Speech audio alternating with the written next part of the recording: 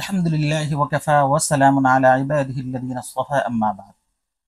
قال الله تعالى إن الصلاة كانت على المؤمنين كتابا موقوتا।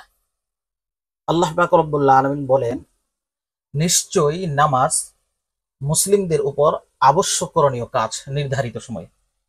এই জন্য ফজরের নামাজের সময় নির্ধারিত, জোহরের নামাজের সময় নির্ধারিত, আসরের নামাজের সময় নির্ধারিত, মাগরিবের নামাজের সময় নির্ধারিত, এশারের নামাজের সময় নির্ধারিত।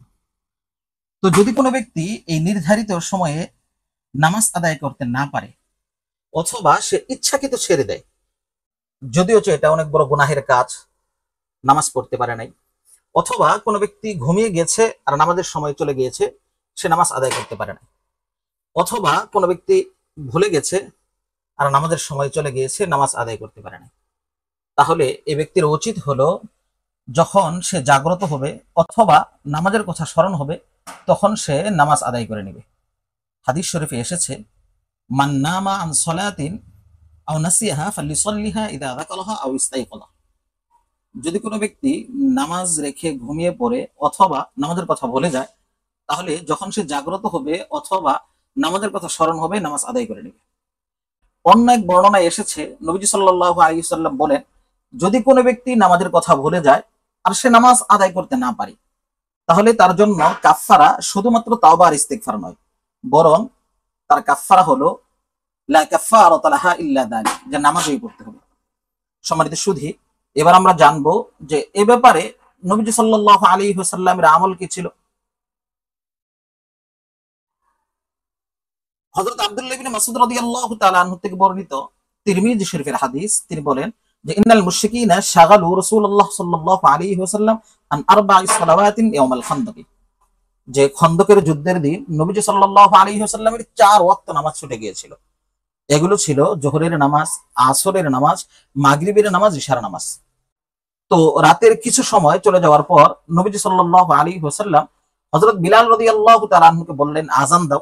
আযান দিলেন, তারপরে ইকামত হলো, জোহরের নামাজ আদায় করলেন, আবার ইকামত দিলেন, আসরের নামাজ আদায় করলেন, আবার ইকামত দিলেন, মাগরিবের নামাজ আদায় করলেন, আবার ইকামত দিলেন, ইশারের নামাজ আদায় করলেন। যদিও এশারের নামাজ কাজা হয়নি, তারপরেও বাকি তিনটার সাথে 4টা গণনা করা হয়েছে। তো সম্মানিত সুধী, এ ব্যাপারে আমাদের দুইটা বিষয় খেয়াল রাখা দরকার। এক নাম্বার হলো, কেউ কেউ বলে থাকেন যে যদি কোনো ব্যক্তির নামাজ ছুটে যায় আর পড়তে না পারে আর আল্লাহ পাক রব্বুল আলামিন তাকে তাওবা করার সুযোগ দান করেন, তাহলে তার তাওবাই যথেষ্ট আর নামাজ পড়া লাগবে না। সম্মানিত সুধী, এটি একটি ভুল ধারণা এবং ভুল কথা, কারণ নবীজি সাল্লাল্লাহু আলাইহি ওয়াসাল্লাম এখানে নামাজ কাজা করেছেন। দ্বিতীয় যে বিষয়টি সেটি হলো যে কেউ কেউ বলে থাকেন যে রমজান মাসের সর্বশেষ জুমা, যেটাকে জুমাতুল বিদা বলা হয়। তো কোনো ব্যক্তির যদি নামাজ ছুটে যায় আর সে ব্যক্তি আদায় করতে না পারে, সে ব্যক্তি যদি রমজান মাসের শেষ জুমা জুমাতুল বিদা আদায় করে, তাহলে তার জন্য যথেষ্ট হয়ে যাবে। এটাই ওমরে কাজা। সম্মানিত সুধী, এটি একটি ভুল ধারণা এবং ভুল কথা। এই হাদিসটি কোনো নির্ভরযোগ্য হাদিসের কিতাবে পাওয়া যায় না। আল্লামা মুল্লা আলী কারি রহমতুল্লাহ আলাইহি বলেছেন, এটি হচ্ছে মন গড়া হাদিস। আর আমাদেরও বোঝার দরকার বিষয়টা কেমন, যে এক ওয়াক্ত নামাজ দ্বারা সারা জীবনের নামাজ কাজা হয়ে যাবে। সম্মানিত সুধী, এ জাতীয় মন গড়া হাদিস বলে মুসলমানদের ঈমান আমল নষ্ট করা যাবে না। তো কাজা নামাজ আদায় করার উত্তম পদ্ধতি হলো, যার জিম্মায় কাজা নামাজ রয়েছে সে নামাজগুলো গণনা করবে, গণনা করে আদায় করবে। এখন যদি এমন হলো যে সে এত নামাজ কাজা গণনা করা সম্ভব নয়, তাহলে সে এভাবে পড়বে যে আমার জীবনের সর্বপ্রথম যে ফজরের নামাজ ছুটেছে সেটা কাজা করলাম, সর্বপ্রথম যে জোহর ছুটেছে সেটা কাজা করলাম, এভাবে প্রত্যেক ওয়াক্ত নামাজ কাজা করতে থাকবে।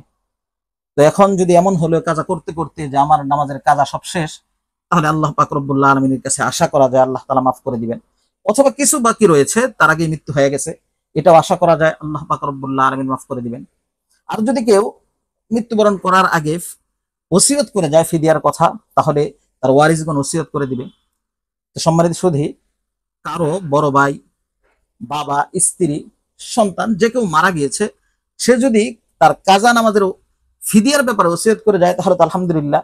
আর যদি ওসিয়ত নাও করে যায়, তাহলে প্রত্যেক ওয়াক্ত নামাজের জন্য একটা করে সদকাতুল ফিতর এটা ওয়ারিসরা আদায় করতে পারে এবং আল্লাহ পাক রব্বুল আলামিনের কাছে আশা করা যায় আল্লাহ তাআলা মাফ করবেন। তো দৈনিক 6টা সদকাতুল ফিতর, কারণ ফজরের জন্য, জোহরের জন্য, আসরের জন্য, মাগরিবের জন্য, এশার জন্য এবং বিতরের জন্য। তো আল্লাহ পাক রব্বুল আলামিন আমাদেরকে কাজা নামাজগুলো আদায় করার তৌফিক দান করুন এবং আল্লাহ পাক রব্বুল আলামিনের কাছে ক্ষমা চাওয়ার তৌফিক দান করুন। আমিন।